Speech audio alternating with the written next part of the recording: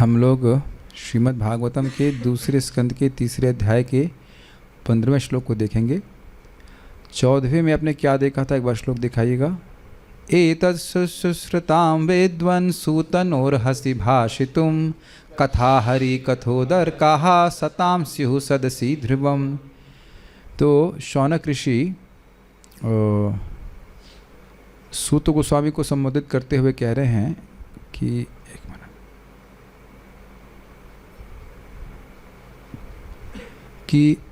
एतत् शुश्रूषताम विद्वान, हे विद्वान सूत गोस्वामी जी, ये सब हम सुनना चाहते हैं। क्या सुनना चाहते हैं? शुकदेव गोस्वामी के द्वारा जब वर्णित हुआ, जो 6 प्रश्न किए थे परीक्षित महाराज ने, उसका उत्तर जब वर्णित हुआ तो उसके बाद फिर क्या पूछा वह सुनना चाहते हैं। इसलिए नह अर्हसि भाषितुम, आप हमको ये बताइए, कथा हरि कथोदर्कः, जो उनके बीच में कथा हुई होगी वो उसका उत्तर फल, उसका परिणाम, उसका पर्यवसान हरि कथा में हुआ होगा। ठीक है? क्यों कहते हैं? सताम स्युः सदसि ध्रुवम, भक्तों की सभा में, सदन में, सभा में ध्रुवम, निश्चित ही बात, ये नियम है कि वह भगवान की कोई बात लौकिक बात भी करते हैं तो उसका पर्यवसान, उसका रिजल्ट हरि कथा में होता है, और हरि कथा प्राप्त होना ही हमारा सबसे बड़ा लाभ है।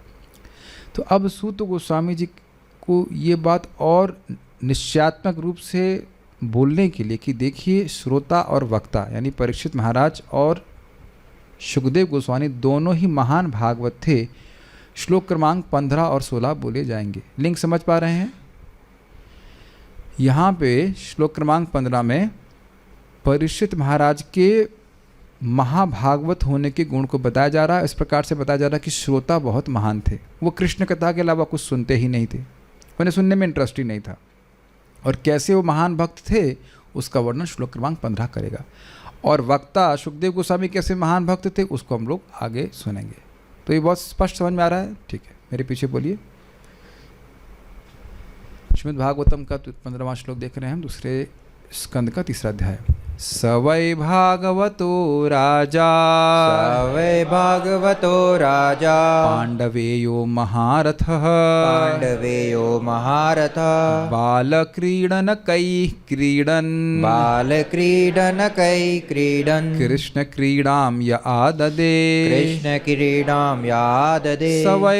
स वै भागवतो राजा, स वै भागवतो राजा, पाण्डवेयो महारथः, पाण्डवेयो महारथः, बालक्रीडनकैः क्रीडन्, बालक्रीडनकैः क्रीडन्, कृष्णक्रीडां य आददे, कृष्णक्रीडां याददे। स वै भागवतो राजा पाण्डवेयो महारथः, स वै भागवतो राजा, पाण्डवेयो महारथः, बालक्रीडनकैः क्रीडन्, कृष्णक्रीडां य आददे, बालक्रीडनकैः क्रीडन्, कृष्णक्रीडां य आददे। स वै भागवतो राजा, स वै भागवतो राजा, पाण्डवेयो महारथः, पाण्डवेयो महारथः, बालक्रीडनकैः क्रीडन्, बालक्रीडनकैः क्रीडन्, कृष्णक्रीडां य आददे, कृष्णक्रीडां य आददे। ओके, बड़ी प्रसन्नता है कि जिन भक्तों को हम सोच रहे थे कभी नहीं आएंगे, अब वो रोज कथा में आ रहे हैं। I am talking about zoom devotees. I in the sense में लग रहा था, मन में भावना थी तो आलसी हैं, कभी नहीं आने वाले, तो कभी नहीं आने वाले, आ रहे हैं। बड़ी प्रसन्नता हो रही है आप लोग को देख करके, वेरी नाइस। तो आप निंदा कर रहे हैं कि स्तुति कर रहे हैं? आप समझ लीजिए स्तुति ही कर रहे हैं। हैप्पी। अनुवाद। पांडवों के पौत्र महाराज परीक्षित अपने बाल्यकाल से ही भगवान के महान भक्त थे। वे खिलौनों से खेलते समय भी अपने कुलदेव की पूजा का अनुकरण करते हुए भगवान कृष्ण की पूजा किया करते थे। फिर से अनुवाद पढ़ते हैं आप। इस अनुवाद। पांडवों के पौत्र महाराज परीक्षित अपने बाल्यकाल से ही भगवान के महान भक्त थे। कौन थे पांडवों के पुत्र? पौत्र महाराज परीक्षित। बाल्यकाल से ही भगवान के महान भक्त थे। कौन से बाल्यकाल से? माँ के गर्भ से ही। जिसने माँ के गर्भ में ही मंगल आरती का दर्शन किया हो तो अब वो कितना महान भक्त होगा। ये हमारी कल्पना के बाहर की बात है। जिस बच्चे को आप पहले प्रथम स्कंद में पढ़ चुके हैं, द्रोणाचार्य के अस्त्र ने मार दिया था, जला दिया था, तो या जलाने का प्रयास किया गया था, दोनों ही अर्थ लिए गए थे। तो भगवान उनकी माँ उत्तरा के गर्भ में जाकर के उनकी रक्षा की और को देखे थे। छोटे से रूप में वो थम साइज के भगवान उनके चारों ओर परिक्रमा से कर रहे थे। जिसकी परिक्रमा ठाकुर जी कर रहे हैं माँ के गर्भ में, और वो कितना बड़ा भक्त होगा, हम लोग कल्पना ही नहीं कर सकते। और फिर जब उनका जन्म हुआ तब वो क्या कर रहे थे? कह रहे देखिए, वे खिलौनों से खेलते समय भी अपने कुलदेव की पूजा का अनुकरण करते हुए भगवान कृष्ण की पूजा किया करते थे। मतलब कुलदेव कोई और नहीं थे, कुलदेव भगवान श्री कृष्ण ही थे। ये भी कितना कठिन है ना। बचपन को याद कीजिए, अगर हम अपने व्यतिरेक में देखें और अपने बचपन को देखें तो क्रिकेट में खेलते थे, और क्रिकेट खेलते और क्या खेलते थे? वो गन, टॉय गन, आप लोग गुड़ियाओं से खेलते होंगे। कभी मन में विचार नहीं आया कि कृष्ण की गुड़िया से खेलें। प्रभुपाद जी चाहते थे कि गौर निताई जी की गुड़िया बनाई जाए और बच्चे उससे खेलें। तो बचपन से ही नैसर्गिक रूप से उनकी सामान्य कार्यों में, जो सामान्य बच्चों का खेल होता है, उसमें भी मति कैसी थी? कृष्ण भावना भावित मति थी। तो अब जब मृत्यु आसन्न है, पूरा राज्य काज छोड़ दिए हैं, तो कृष्ण के अलावा और कोई बात वो सुनना ही नहीं चाहेंगे। कुछ स्पष्ट समझ में आ रहा है? ठीक है, तो अब हम इसी को सूचित करें। अन्वय देखिए, सह मतलब वह पांडवे अर्थात पांडवों के पौत्र, राजा महाराज परीक्षित, वै महारथ भागवत, निश्चित रूप से महारथी तथा महाभागवत थे। यह जिसने बाल क्रीडनकई, बाल्यावस्था में खिलौनों के साथ, क्रीडनक शब्द नारद जी के संग में आया था। जब नारद जी छोटे बच्चे थे तो कह रहे थे कि बाल क्रीडनक, बच्चों के खिलौनों में उनकी कोई रुचि नहीं थी खेलने में। छोटे बच्चे थे लेकिन खिलौनों से खेलने में कोई रुचि नहीं थी। वहाँ पे शब्द आया था खिलौने था। क्रीडनक मतलब जिनसे क्रीड़ा की जाए उसमें। तो कह रहे हैं बाल्यावस्था में खिलौनों के साथ क्रीडन खेलते हुए भी कृष्ण क्रीड़ाम, भगवान कृष्ण के कार्यकलापों को ही आददे यानी अनुकरण किया। समझ पा रहे हैं? खेल रहे हैं लेकिन भगवान की लीलाओं को जो उन्हें सुना उसका वो अनुकरण कर रहे हैं। ये भी कितना कठिन है। कहीं आप देखे नहीं होंगे बच्चों को इस प्रकार से भगवान की लीलाओं को पहली बात तो श्रवण करते हुए, और श्रवण करने के बाद अनुकरण करते हुए। अनुकरण का अर्थ ही होना चाहिए डीप एब्जॉर्प्शन। यहाँ पे आप देखते होंगे कि किसी किसी महाराज के शिष्य उन्हीं के शैली में वो गाने लगते हैं। हम नाम कुछ नहीं बोल रहे हैं, हम एक स्वाभाविक सी बात है, हम सभी में हो जाता है।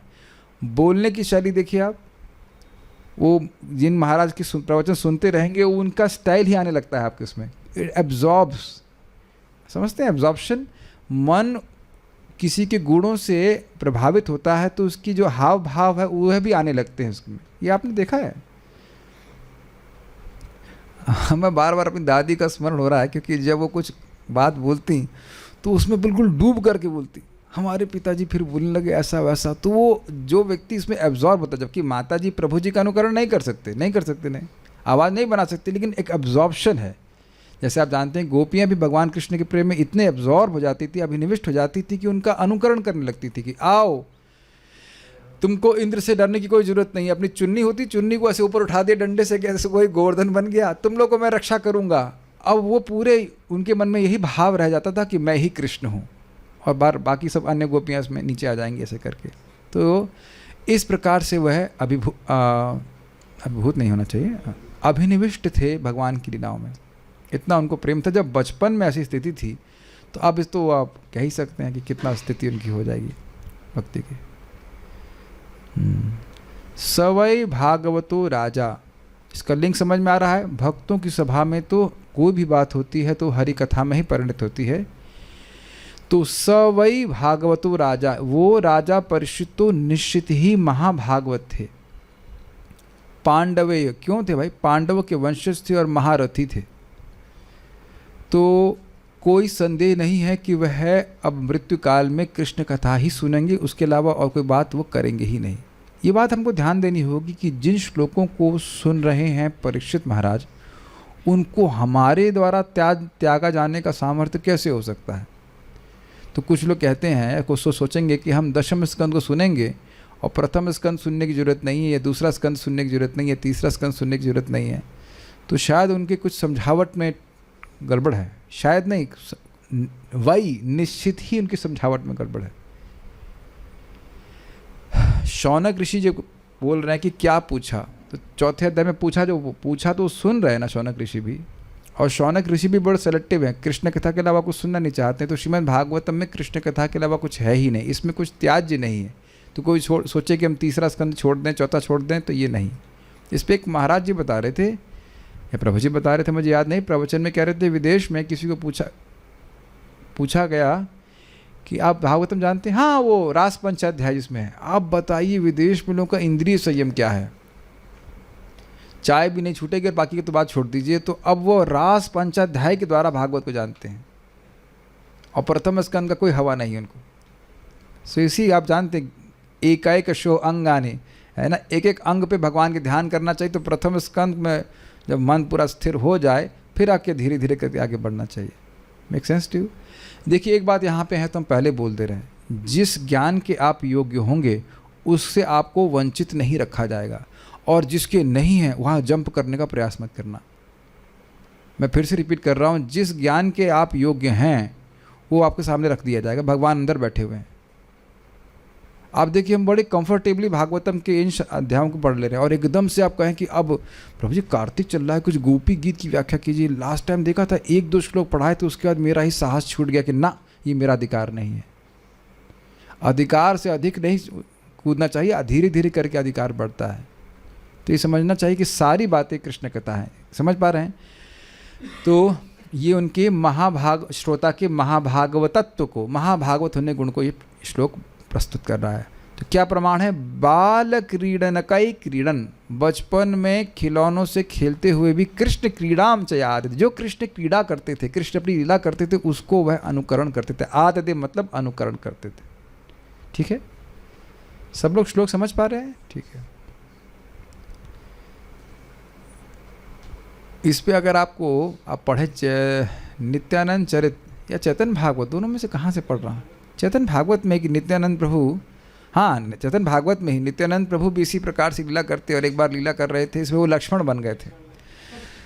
तो बोले थे कि वो सेटिंग हो गई थी अपने मित्रों के संग, भाई देखो एक व्यक्ति इंद्रजीत बनेगा और वो एक फूल मारेगा, वो फूल मारेगा, लेकिन वो शक्ति बाण होगा तो हम बेहोश हो जाएंगे। तो बेहोश हो जाएंगे तो कोई व्यक्ति हनुमान जी बन करके कुछ लेकर के आएगा, पास के सरोवर से वो लेके आएगा, कुछ फूल लेके आएगा। तो अब वो उस व्यक्ति ने फूल मारा, उनके मित्र ने, और वो बेहोश ऐसे हो गए कि वाकई बेहोश हो गए। अब घर वाले भी आ गए, सब आ गए, तो कहीं कि लड़का बेहोश हो गया, एकदम मृत प्राय हो गया। तो एकदम से फिर एक लड़के को याद आया कि क्या करना है। फिर वो सरोवर गए, वहाँ से वो पत्ता लेकर के आते, सुखाते हैं, फिर नित्यानंद प्रभु जो है उठ जाते हैं। इतना एब्जॉर्ब है भगवान की लीला में। ऐसे ही प्रभुपाद जी बताते हैं कि बचपन में उन्होंने अद्वैत आचार्य का रोल किया था और 1 साल तैयारी किए थे। उनके डायरेक्टर इतने मतलब स्ट्रिक्ट थे कि उन्हें पूरा भाव आना चाहिए। तो अद्वैत आचार्य के रोल के लिए 1 साल श्रील प्रभुपाद जी ने तैयारी करी, और कह रहे जब उसको किया गया तो बहुत से लोग एकदम रोने पड़ लग गए थे। तो प्रभुपाद जी बोले कि वो पहला और आखिरी ड्रामा था मेरा, भक्तों के द्वारा किया जाता है तो बड़ा प्रभावशाली होता है। ड्रामा बड़ा एब्जॉर्बिंग होता है। वैसे हमको याद है कि हम ड्रामा किया तो उसमें साउंड तो डिस्टर्ब हो गया था, लेकिन हमारे भक्तों ने रोल बड़े अच्छे किए थे। हमारे मित्र थे, वो केमिकल इंजीनियर हैं, लेकिन शिशुपाल मूर्ख है, वो बीच बताओ बने थे ऐसा करके। लेकिन आप देखेंगे कि जो लोग ड्रामा करते हैं उसमें महसूस करेंगे बड़ा एब्जॉर्प्शन हो जाता है, और जो लोग देखते हैं उनका भी बड़ा अभिनिवेश हो जाता है उस लीला में। तो यहाँ देख रहे हैं कि आप उनकी लीला अभिनिवेश को देख रहे हैं। एक बच्चा किसी लीला को सुनकर कितना अभिनिविष्ट हो सकता है, आप ट्राई कीजिएगा, बहुत मुश्किल है। और इतना अभिनिविष्ट हो जाए कि अब उसी का अनुकरण बार बार करता रहे, तो आप समझ सकते हैं कि ये भगवत प्रेम का ही लक्षण है। ठीक है, जब बच्चे के रूप में कृष्ण की लीला को ही स्वीकार किया है ध्यान से सुनिएगा तभी टीका समझ में आएगी। जब बच्चे के रूप में ही कृष्ण लीला को स्वीकार करा, केवल बच्चे के रूप में, बच्चों के समय बाल्यावस्था में ही केवल कृष्ण को ही स्वीकार किया है, तो आगे कृष्ण के अलावा कुछ और बात करेंगे। कृष्ण कृष्ण याद रहेगा, कृष्ण, तब जीव गोस्वामी जी की टीका आपको समझ में आएगी। कृष्ण याद रखना। श्रीधरी, उपरयुक्त बात का ही विस्तार से वर्णन सवय इत्यादि 2 श्लोकों के द्वारा किया जा रहा है। किस बात का? कि भक्तों की सभा में तो निश्चित ही कोई भी कथा हरि कथा में ही पर्यवसित होती है, कल्मिनेट करती है, रिजल्ट करती है।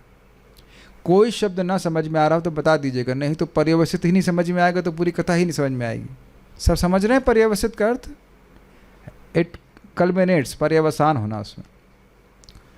राजा परीक्षित महारथी थे, वे पांडवों के वंश का संवर्धन करने वाले थे, इसलिए उनको पांडवे कहा गया है। तंतु शब्द आया था ना, कुरु तंतु के रूप में बोले गए थे। कुरु तंतु की रक्षा करने के लिए भगवान कृष्ण ने उद्यम किया। वे भगवत भक्त थे क्योंकि बाल्यावस्था में भी जब वे खिलौनों से खेला करते थे तो भगवान श्री कृष्ण की पूजा रूपी खेल खेला करते थे। वो उनका खेल भी कृष्ण की पूजा हो जाता था, ये कहने का अर्थ है। सारार्दर्शनी। अब अच्छा, ये आगे के श्लोक में है, ठीक है ठीक है।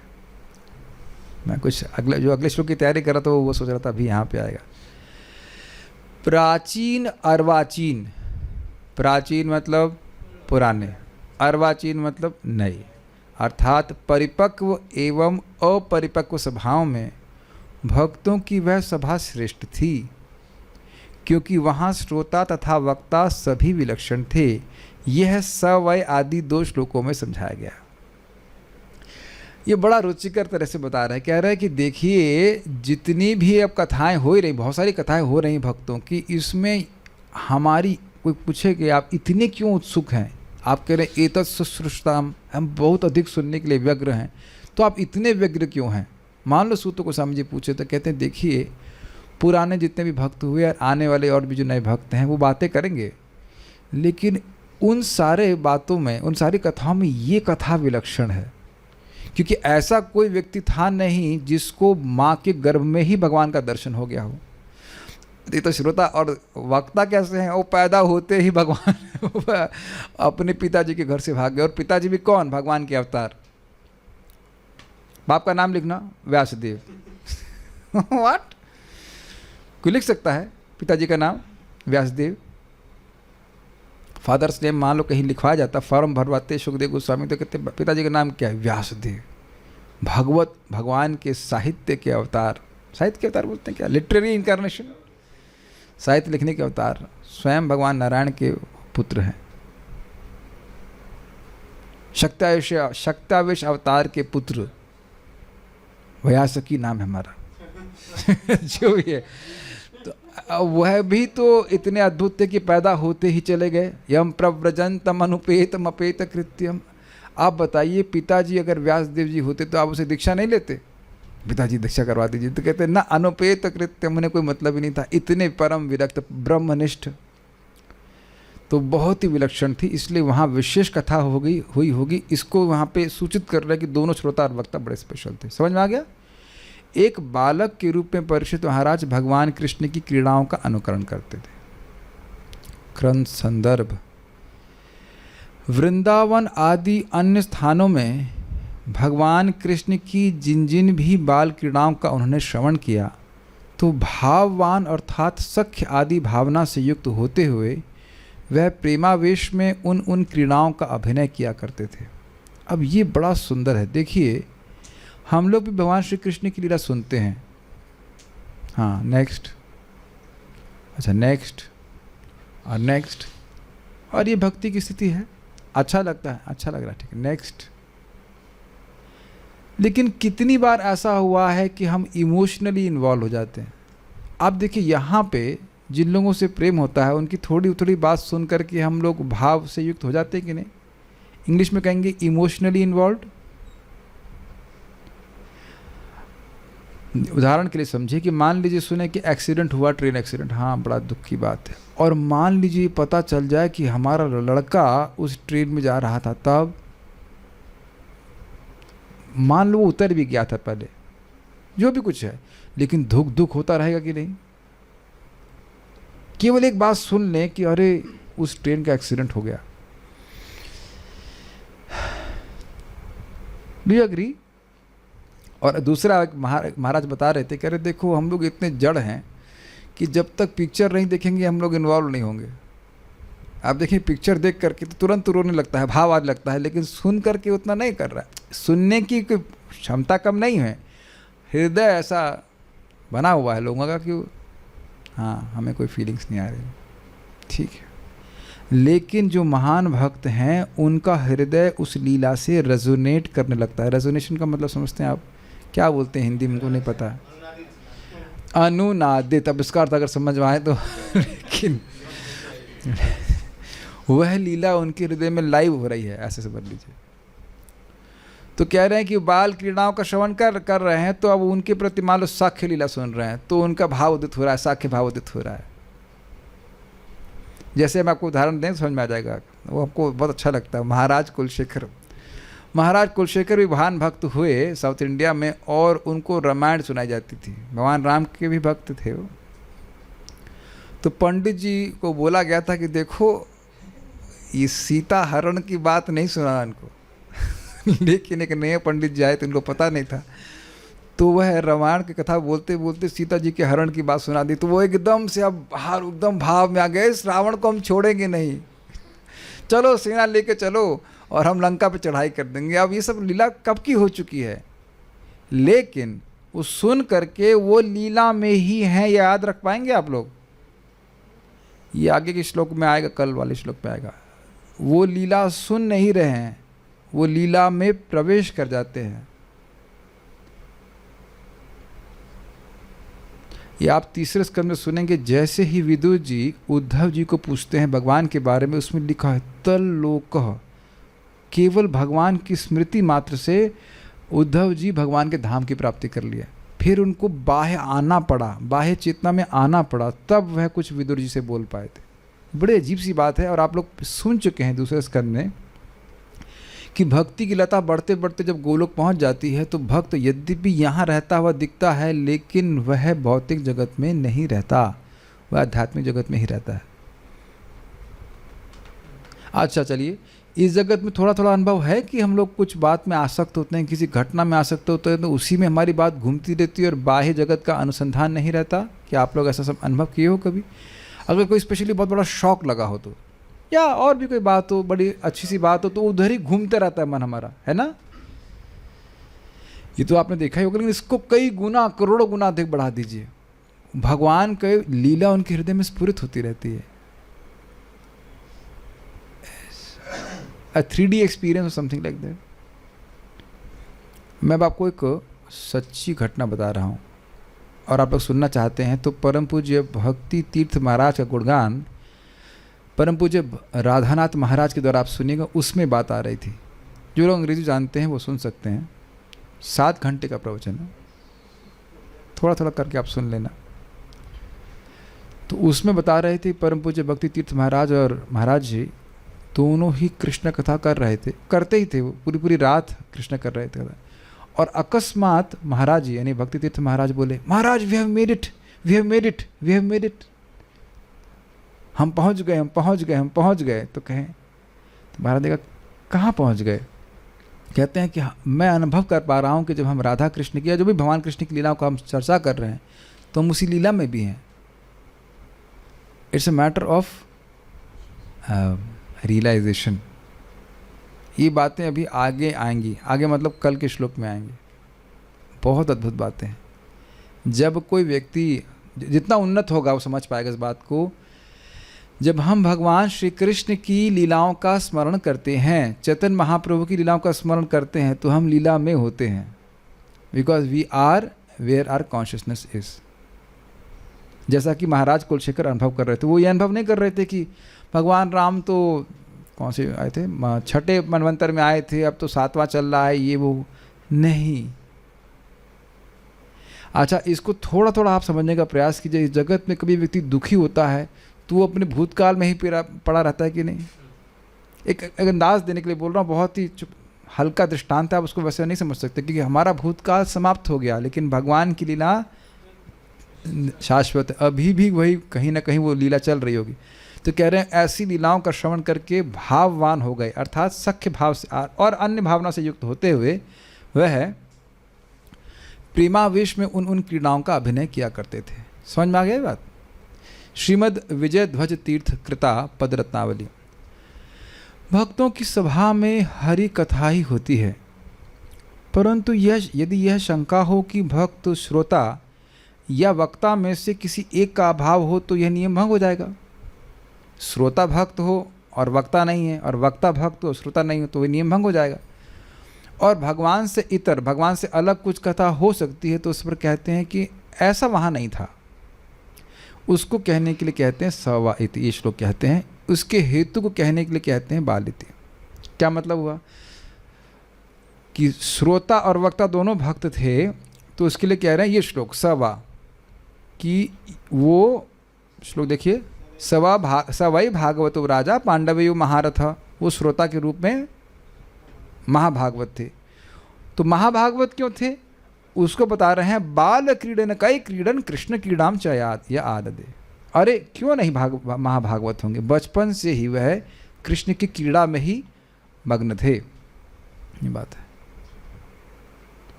तो वक्ता के बारे में अगले श्लोक में बताएंगे। तो इसलिए हमें पूरा विश्वास है कि वह भगवान के बारे में ही कथा हुई होगी, और उससे हमें बड़ा सुख मिलेगा। ओके। शिलावीर राघवाचार्य, उनकी क्रीड़ा भी श्री कृष्ण पूजा रूप ही थी, अतः बाल्यावस्था से ही वे भागवत थे, यह अभिप्राय। कुछ अंतर अलग आया आपको, अर्थ अलग समझ में आया? उनका खेल भी कृष्ण की पूजा रूप ही था। अब इसको थोड़ा समझने का प्रयास कीजिए, क्या कहना चाहते हैं। जब भी हम लोग खेलने के मूड में थे, याद आ रहा है आप लोगों को अपनी बाल लीला? We wanted to have fun. कुछ समझ में आ रहा है? आजकल तो बच्चों को अब ये सब अनुभव नहीं होगा, सब लोग गेम ही खेलते रहते हैं, स्मार्टफोन या जो भी है, स्मार्टफोन्स एंड डल किड्स है। लेकिन सभी लोग जो लोग खेले हैं बचपन में उस बात को समझेंगे, वो चित्त की अवस्था समझ रहे हैं। जब खेलने के लिए आप बल्ला उठाते थे अपना, बैट एंड बॉल और whatever, but we were in complete mood of enjoyment. और आप ये भी देखे होंगे कि खूब डांट पड़ती, अरे दोपहर हो गया, ये नालायक बाहर ना खेल रहा है, धूप लग जाएगी, बुखार हो जाएगी, ये सब गाली खाएं आप लोग ने? प्रमाणिक है, सब लोग खाए। ठीक, मैं खाली इस बात पे फोकस कर रहा हूँ that mood of enjoyment was also dovetail for Krishna only. वो जो आनंद लेने की भावना है वो भी कृष्ण से बाहर नहीं जा रही थी। देख लीजिए कितनी आसक्ति है। कुछ आप लोग ये आशा ले रहे थे कि बात बहुत सिंपल सी लग रही है, लेकिन बहुत गोई है कि उनकी क्रीड़ा भी, खेल भी, क्रीड़ा मतलब जो सहज रूप से की जाती, जहाँ कोई बंधन नहीं है। बच्चों से पूछा जाए कि तुम क्यों खेल रहे हो, अच्छा लगता है इसलिए खेल रहे हो, और किस लिए? क्या तो आसक्ति थी भगवान में। तो इसलिए कह रहे हैं बचपन से इसी प्रकार से वह क्रीड़ा भी भगवान की पूजा रूपी थी, तो इसलिए निश्चित ही वह महाभागवत थे। तो ठीक है। एक और बात है कि बच्चे को प्रबोध क्या होता है, बच्चे का विवेक क्या होता है? कुछ भी नहीं होता। बच्चे को कुछ विवेक होता है? तो बच्चे की जब अविवेक की अवस्था में इस प्रकार से कृष्ण की पूजा ही की हैं, अब तो ये पांडवेय हो गए हैं, महारथी हैं, भगवान का आशीर्वाद सब कुछ प्राप्त है, पूरा राज्य कर चुके हैं, सब कुछ हो गया है। अब ये कृष्ण कथा को छोड़ कुछ और बोलने वाले हैं या और कुछ सुनने वाले हैं? ठीक है। नेक्स्ट, ये बच्चों के लिए है। बाल प्रबोधिनी, अगर कठिन लगे तो हम बाल से भी नीचे छोटे हम बच्चे हैं। श्रोता एवं वक्ता दोनों के ही भगवान के भक्त होने को ही स्पष्ट करते हैं स व इति इस श्लोक से। अर्थात वह राजा परीक्षित तो भी भागवत ही हैं। राजा जरूर हैं, लेकिन ऐसा नहीं सोचना चाहिए कि वह पॉलिटिक्स की चर्चा करेंगे। आगे देखिए, व अवधारणा के लिए है। वही शब्द था, वही को वा, वही शब्द वही वा ले लीजिए। तो वही शब्द जो है वो अवधारणा के लिए। अवधारणा मतलब होता है, क्या होता है अवधारणा मतलब? भूल गया, क्या है? एम्फेसिस कहते हैं। अच्छा ठीक है। तो निश्चितता के लिए कि इसमें संदेह नहीं करना चाहिए। तो कैसे संदेह नहीं करना चाहिए, क्यों के संदेह नहीं करना चाहिए? तो कह रहे हैं उनके भक्त पांडव कुल में उत्पन्न होने के कारण से इस आशय से कहा पांडवेति। आप इतने निश्चित कैसे हैं कि वो भागवत हैं?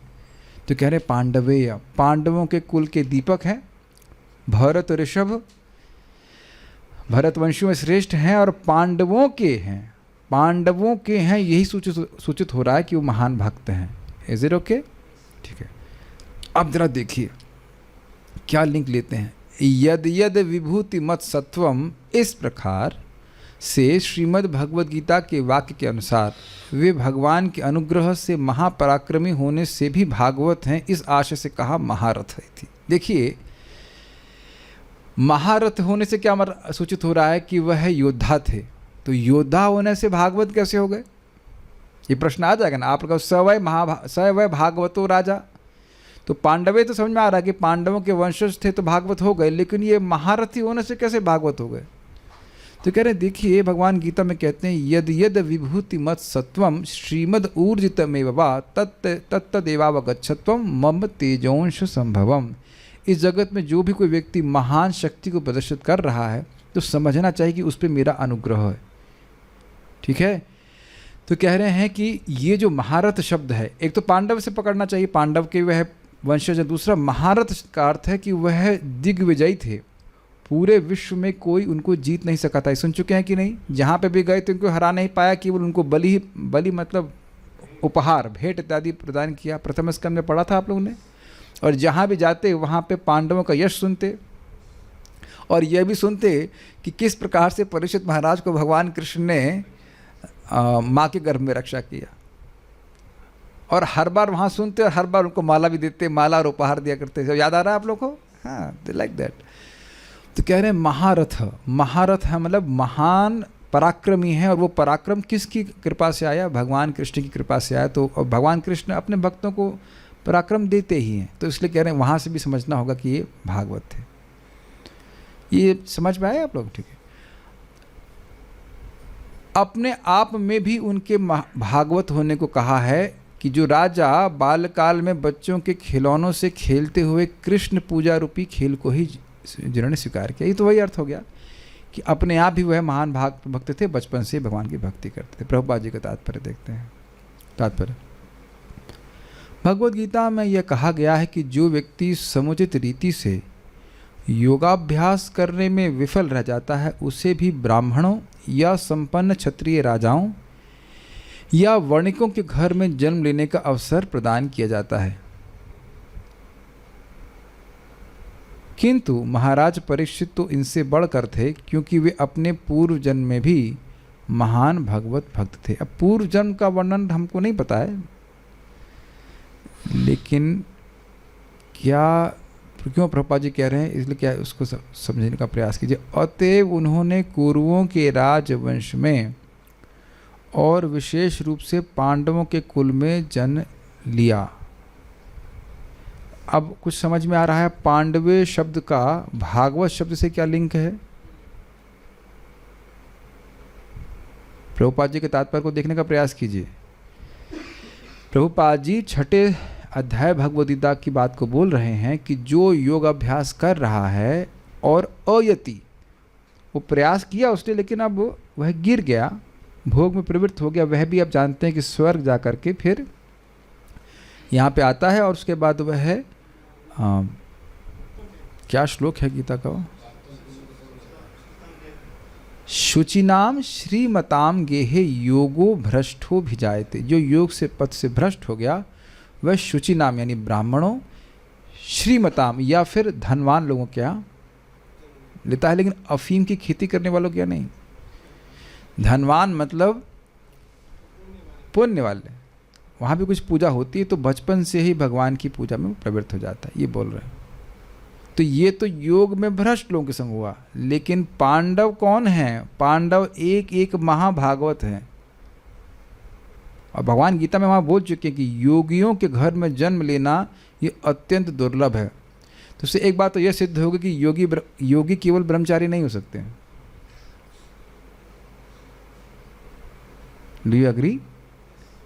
क्योंकि ब्रह्मचारी की संतान नहीं होगी। योगी यहाँ योगियों के यहाँ पे जन्म लेते हैं। गृहस्थों की बात कर रहे हैं, जो जो अपनी इंद्रियों को गृहस्थी में रहते हुए भगवान की सेवा में लगाए रहते हैं। तो पांडव कैसे गृहस्थ थे?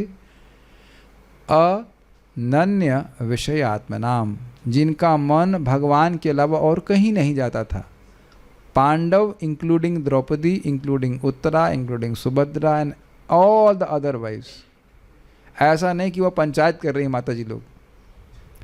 प्रमाण आप दशम स्कंद भागवत में देखेंगे कि जब भगवान श्री कृष्ण की रानियाँ द्रौपदी माता से बात करती हैं तो बस वो कृष्ण के ही बारे में बात होती है। माताएं भी अनन्य विषयात्मा नाम और पति भी अनन्य विषयात्मा नाम। क्या आप सब प्रथम स्कंद में सुनते हुए आए हैं कि नहीं आए हैं? जब भगवान श्री कृष्ण जा रहे थे हस्तिनापुर से, सारी स्त्रियां आ गई थी बाहर कृष्ण को देखने के लिए, सबको याद है। तो ऐसे परिवार में जन्म लेने का मतलब तो सूचित ही हो रहा है कि वो पहले से ही भागवत हैं, महाभागवत हैं। और आप जानते हैं कि किस प्रकार से उत्तरा की रक्षा भी करी भगवान ने और उनकी भी रक्षा करी माँ के गर्भ में। तो ये कोई योग भ्रष्ट व्यक्ति नहीं है, वो पहले से ही भगवान के भक्त हैं। जैसे प्रहलाद महाराज भी भगवान के भक्त थे, यद्यपि वो माँ के गर्भ में ही थे। Is it okay?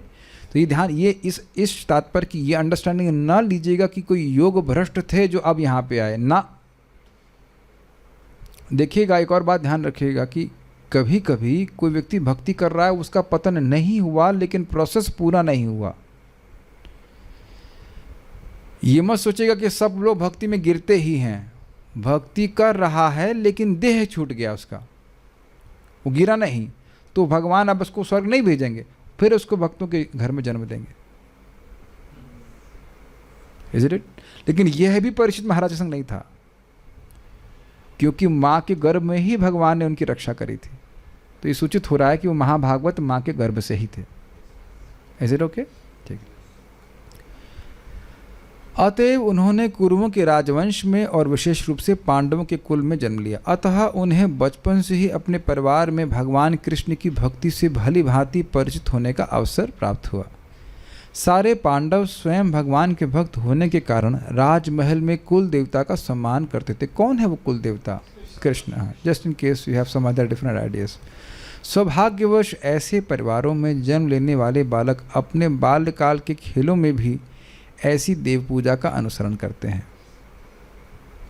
ये आप लोगों का कुछ लोगों का अनुभव होगा कि अपने माता के संग या पिताजी के संग आप दुर्गा जी की पूजा करने या जहाँ भी वो लोग पूजा करने जाते थे तो आप लोग को भी टांग के ले जाते थे, है ना? चलो चलो चलो चलो, होता था कभी गंगा पूजा में चलना है ऐसे करके। हाँ, भगवान श्री कृष्ण की कृपा से हमें मतलब प्रभुपाद जी बता रहे हैं अपने बारे में, हमें भी एक वैष्णव कुल में जन्म लेने का सौभाग्य प्राप्त हुआ और हमने अपने पिता का अनुकरण करते हुए बचपन में भगवान कृष्ण की पूजा का अनुसरण किया। प्रभुपाद जी के पिताजी उनके लिए जगन्नाथ जी की ड्यूटी ला के दिए थे, जिससे वो छोटेपन में ही रथ यात्रा कर रहे थे। हमारे पिता हमें सभी उत्सव मनाने के लिए प्रोत्साहित करते रहे, चाहे वे रथ यात्रा हो या दोला यात्रा, और हम बालकों को तथा हमारे मित्रों को प्रसाद वितरित करने में खुले दिल से धन भी व्यय करते रहे। हमारे गुरु भी वैष्णव कुल में उत्पन्न हुए थे और उन्हें अपने महान वैष्णव पिता ठाकुर भक्ति विनोद से सारा प्रोत्साहन प्राप्त होता रहा। सारे भाग्यशाली वैष्णव परिवारों में ऐसा ही होता है। सुप्रसिद्ध मीराबाई गोवर्धनधारी भगवान कृष्ण की महान भक्तिन थीं।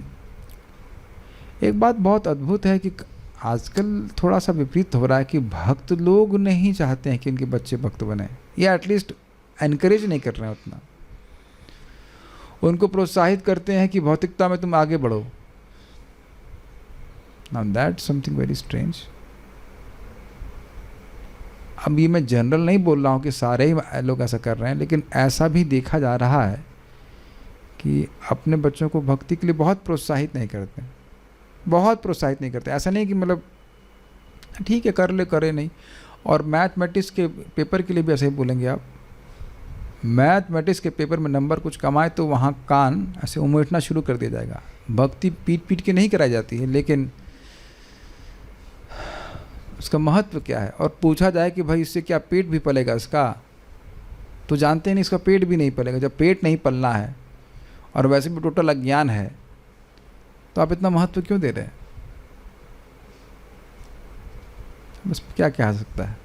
ऐसे भक्तों का जीवन बहुधा एक जैसा होता है, क्योंकि भगवान के सभी बड़े बड़े भक्तों के प्रारंभिक जीवन में समानता रहती है, मतलब बचपन से ही वो भगवान की भक्ति में लगे रहते हैं। एक उदाहरण ले लीजिए, विश्वनाथ चक्रवर्ती ठाकुर जी, जीव गोस्वामी जी प्रभुपाद उदाहरण देंगे। बहुत सारे भक्तों का आप देखेंगे बचपन से ही उनकी मति भगवान में लगी रहती है। देखिए, अब समझना चाहिए, आप कहेंगे बचपन में तो कुछ ज्ञान नहीं होता है। ध्यान दीजिएगा कि भक्ति आदि शरीर पे निर्भर नहीं करती है, भक्ति आत्मा के द्वारा की जा रही है। तो जितनी चेतना का आपने विकास कर लिया, अब अगले जन्म में बचपन से ही व्यक्ति भगवान की भक्ति में ही प्रवृत्त होगा।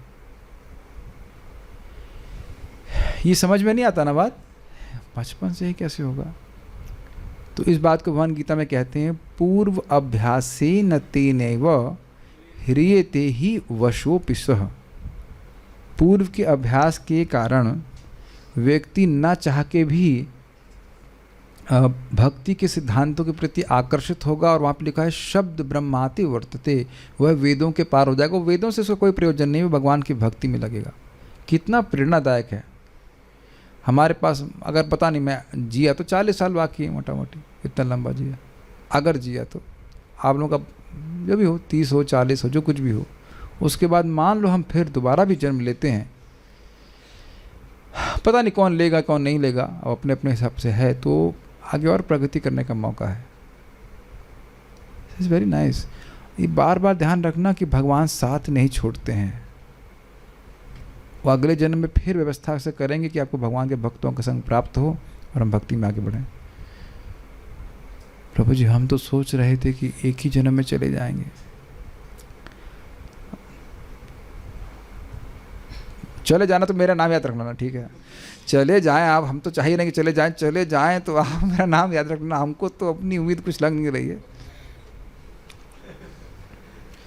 क्या कहते हैं, एक्सपेक्ट द, क्या कहते हैं इसको, नहीं कुछ और होते हैं। एकदम बुरा सोचना चाहिए कि नहीं पास नहीं होता ना, एग्जाम में होता ना, अरे ना पास ही नहीं होंगे, ना पास, हम पास नहीं होंगे, अरे पास हो गए तो खुश रहेगा, है कि नहीं?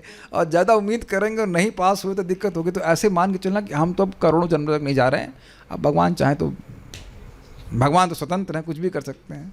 हमारी तरफ से तो कोई उम्मीद नहीं कि हम जा पा रहे हैं। आप समझ रहे हैं, हम लोग दुखी नहीं होंगे, डिप्रेस नहीं होंगे। आप समझ रहे हैं ना बात? हम जाएंगे, प्रभु की कृपा होगी तो चले जाएंगे। हम लोग अपनी तरफ से तो कुछ नहीं समझ रहे कि हम जा पाएंगे, लेकिन ये बात है कि ट्रैक पे रहेंगे, इस पर विश्वास रहना चाहिए। ओके, ऐसे भक्तों का जीवन, यहाँ तो हमने पढ़ लिया। जीव गोस्वामी के ये समझ में आ रहा है ये क्या हुआ? बहुधा एक जैसा होता मतलब क्या?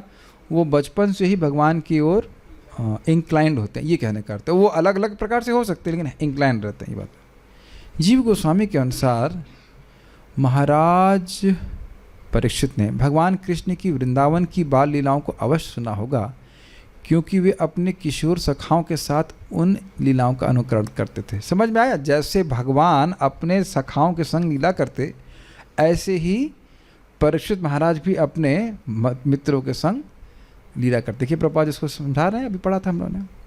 श्रीधर स्वामी के अनुसार महाराज परीक्षित गुरुजनों द्वारा कुल देवता की पूजा का अनुकरण करते थे।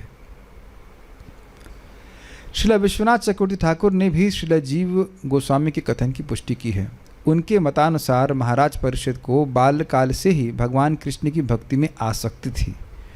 आसक्ति वैसे देखा जाए तो, एक आसक्ति की बात करें तो आसक्ति मतलब व्यसन, छोड़े नहीं छूटे, इस प्रकार से। उन्होंने उपर्युक्त कार्यकलापों में से किसी का अनुकरण किया होगा, और ये सभी कार्यकलाप यह सिद्ध करते हैं कि वे बाल्यकाल से भक्त थे, जो कि महाभागवत का लक्षण है। इस सब लोग समझ में आ ही रहा होगा। बचपन से भक्त होने का मतलब है कि महाभागवत। ऐसे महाभागवत नित्य सिद्ध कहलाते हैं, जिसका अर्थ है कि जन्म से ही मुक्त आत्मा होना। किंतु ऐसे भी लोग हैं जो जन्म से मुक्त न हो, अपितु संगति से भक्ति की प्रवृत्ति विकसित करते हो। ऐसे लोग साधन सिद्ध कहलाते हैं। अंत तो गत्वा इन दोनों में कोई अंतर नहीं रहता।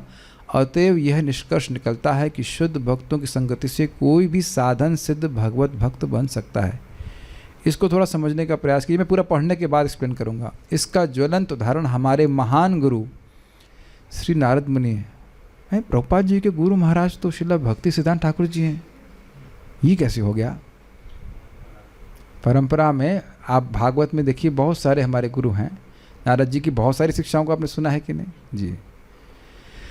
अपने पूर्व जन्म में वे मात्र एक दासी पुत्र थे, किंतु महान भक्तों की संगति से वे ऐसे भगवत भक्त बन गए जो भक्तिमय सेवा के इतिहास में अद्वितीय हैं। ये हमको लाइनें बहुत अच्छी लग रही हैं, थोड़ा समझने का प्रयास कीजिए। देखिए, दो प्रकार की जीवात्माएं हैं, एक है नित्यबद्ध और दूसरा है नित्य मुक्त। नित्य मुक्त जीव सदा ही कृष्ण की सेवा का सुख अनुभव करते हैं आध्यात्मिक जगत में, भुंजे सेवा सुख, वो कभी जो इस जगत में नहीं लिप्त होते हैं। लेकिन नित्यबद्ध जीव अनादिर बहिर्मुख, अनादिकाल से कृष्ण से बहिर्मुख है, मुँह घुमाए हुए हैं, कृष्ण की सेवा नहीं करते हैं। तो ये जो नित्यबद्ध जीव हैं, यह भी भक्ति के प्रोसेस के द्वारा जब कृष्ण प्रेम को प्राप्त कर लेंगे तो इनको नित्य मुक्त ही कहा जाएगा। आपको अगर मैं पूछूं कि नारद जी क्या हैं, तब क्या कहेंगे? नित्य मुक्त। ये नहीं कहेंगे नहीं नित्य बद्ध टर्न्ड इनटू नित्य मुक्त ये सब नहीं बोला जाएगा। और वहां भी नहीं पूछा जाएगा आ गए किनारे किनारे बैठो, उधर शक्ल देखी कहाँ से आए। नहीं, आप जानते हैं अजामिल को विष्णु दूत का स्वरूप दे करके बड़े प्रेम से 4 वैकुंठ से विमान आया, 4 पार्षद आए, उनको बिठा कर बड़े प्रेम से लेके गए, बड़े सम्मान से लेके गए। हिस्ट्री नहीं चेक करते हैं, जबकि हिस्ट्री जानते हैं। नारद जी भी अपनी हिस्ट्री जानते हैं। अब ये एक प्रेम कृष्ण को बड़ी दिक्कत हो रही है, कह रहे हैं कि सब लोग एक जैसे दिखते होंगे तो पहचान नहीं पाते होंगे। आप ये देखिए कि ये कठिनाई बाहर वालों को इस्कॉन के डिवोटी संबंध में होती है आप सब लोग तो एक ही जैसे लिखते हैं और दिखते हैं, है कि नहीं? स्पेशली ब्रह्मचारियों को बोलते हैं आप सब लोग एक जैसे दिखाई पड़ते हैं, शेव करा करके, और कपड़ा भी वही लाल पहनते हैं और नाम भी दास। जब मैं इस्कॉन मंदिर दोबारा गया था, हमने कहा मिस्टर दास से मिलना है, तो कहते हैं यहाँ तो सभी दास हैं। हमने कहा अभी कौन से दास? नामनिष्ठ प्रभु से मिलना था, तो हमने कहा वो नामनिष्ठ दास लिखते थे, तो मुझे लगा कि सर यहाँ पे सीनाज गुप्ता होता सर नहीं होगा, तो कहते हैं हमने मिस्टर दास से मिलना है। हम नाम हमको नहीं याद आ रहा था, तो कहते हैं यहाँ सभी दास हैं तो ये मेरे लिए भला पहचानना कठिन हो गया किससे बात करनी थी। तो कोई दिक्कत नहीं, पहुँचेंगे वहाँ पर तो आप, कोई दिक्कत नहीं होगी, घबराइए मत, सब पहुँचाने। ठीक है, तो आप समझ रहे हैं भक्तों का फ्यूचर कितना ब्राइट है। सभी भक्तों का फ्यूचर ब्राइट है। कोई पैसेंजर में सब भगवान के पास पहुंचेंगे। देर सवेर श्रवण करते रहें, अपराधों से बचते रहें तो स्पीड तेज रहेगी, जल्दी पहुंच जाएंगे। और नहीं ध्यान दे रहा है तो व्यक्ति कुछ गिर पड़ के पहुंचेगा, लेकिन अंततः भगवान के पास पहुंचेगा ज़रूर। ये बात प्रपात बोल रहे हैं, उसका प्रमाण दे रहे हैं नारद जी का। हमको लास्ट लाइन बड़ी अच्छी लग रही है, बहुत अच्छी बात है। आप देख रहे हैं कि ये गिफ्ट केवल भक्त संगति में ही प्राप्त है। ये सिद्धि कि भगवान का पार्षद बन जाए, ये केवल भक्त संगति में ही प्राप्त है। अब आप समझ रहे हैं कि भक्तों का अपमान करना कितना बड़ा अपराध है। Can you see the gravity of that? भगवान ने हमको अपना पार्षद बनाने के लिए भक्तों का संगत दी है। ये कुछ सुनाई पड़ रहा है इस तरह से। जैसे नारद जी जब दासी पुत्र थे, प्रथम स्कंद सुन चुके हैं कि नहीं? उनको भनक भी नहीं थी, भनक समझते हैं? खुशबू, मतलब सेंस, इंडिकेशन, उनको भनक भी नहीं थी कि मुझे ये जो भक्तों का संगति प्राप्त हो रही है, ये मुझे इसी जन्म में हमेशा हमेशा के लिए भगवान का पार्षद बना देगी। और ये जितनी बात आसान लगती है, उतनी बात लोगों को आसानी से विश्वास होता नहीं है। जिसको हो गया वो कल अपनी 16 माला नहीं छोड़ेगा। आप कहेंगे तो बहुत ऑब्वियस है। It's not obvious, it's not obvious. जिसको हो गया वह भागवत नहीं छोड़ेगा। अरे यहाँ भी आप देखते हैं आईएएस की तैयारी के लिए कितना लोग फोकस हो जाते हैं पढ़ाई को प्रतिदिन। वो जानते हैं कि एक एक दिन की पढ़ाई हमारे आगे के एग्ज़ाम में काम आएगी। और अगर आपको इंटर गैलेक्टिक एसोसिएट और सुप्रीम लॉर्ड बनना है, आईएएस समझ रहे ना, अंतर ब्रह्मांडीय भगवान का पार्षद बनना है। नारद जी है ना उस तरह का आईएएस ऑफिसर है ना वो, तो आप बताइए कि कितने मनोयोग से व्यक्ति को ये भागवत पढ़ना चाहिए, जप करना चाहिए। आप विचार कीजिएगा।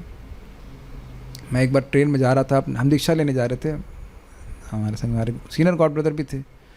तो हम रात से हल्ला करना शुरू कर दिया मैंने, कैसे माला करेंगे, कैसे माला होगा, क्या होगा प्रभु जी, कैसे माला होगा। कहते हैं इसमें इतनी टेंशन क्या है नहीं प्रभु जी इतना देर हो गया, कैसे होगा। हमको तो हर दिन टेंशन होती, कैसे सुबह माला होगी, कैसे माला पूरी होगी, सब कुछ।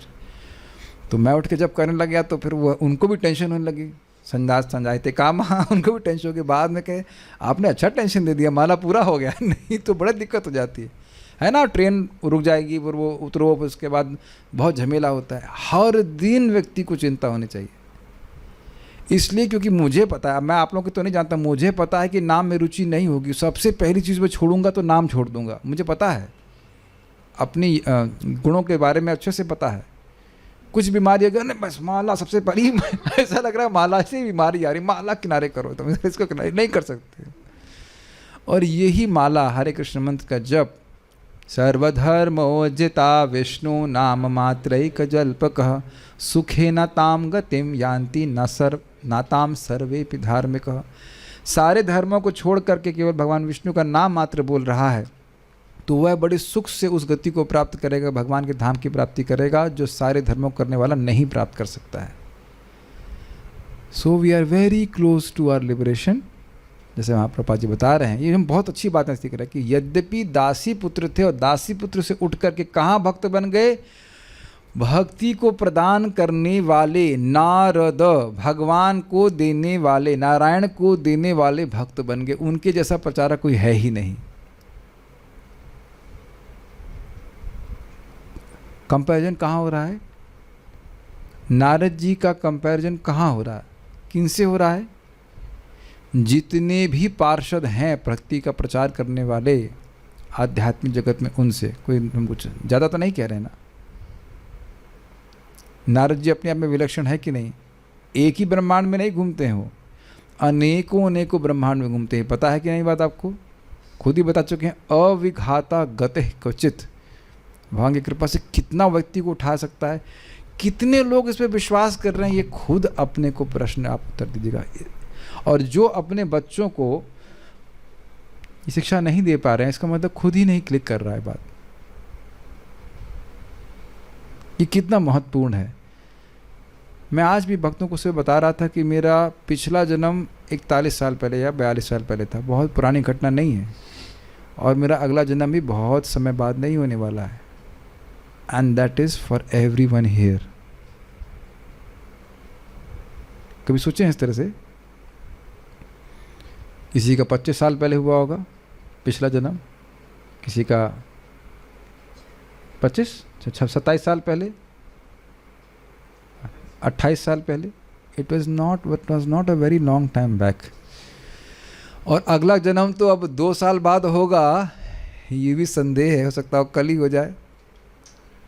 Do you agree? या कल सुबह ही हो जाए, कौन जानता है उसका। कितने सिक्योर हम लोग अपने आप को सिक्योरिटी बना करके बैठे हुए।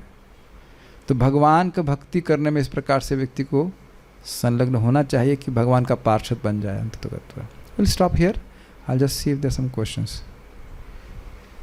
Okay, no questions. तो अब हम कल सुखदेव गोस्वामी की योग्यताओं के बारे में सुनेंगे, कैसे महान वक्ता थे। बहुत बहुत धन्यवाद। श्रीमद् भागवतम हमको सहायता करती है शिवदम, अर्थात शिवदम का अर्थ बताओ कोई? कल्याण। क्या अर्थ है इसका? भगवान का प्रेम से भरा हुआ पार्षद बन के भगवान के पास चला जाएगा। अब समझ में आ रहा है कि भागवतम का क्या महत्व है। बताइए शिवदम का अर्थ क्या है? भगवान का प्रेम से भरा हुआ पार्षद बन के भगवान के पास चला। जब चले जाएंगे तब समझेंगे, अरे ये तो सही बोल रहे थे, गलत नहीं बोल रहे थे। So we must think about. इसीलिए प्रभुपाद जी कह रहे हैं कि भागवत पूरे विश्व में स्थापित हो जाइए, हमारी व्यग्रता है। There are so many things to learn. कल हम लोग सुखदेव गोस्वामी जी के बारे में सुनेंगे। Will stop now.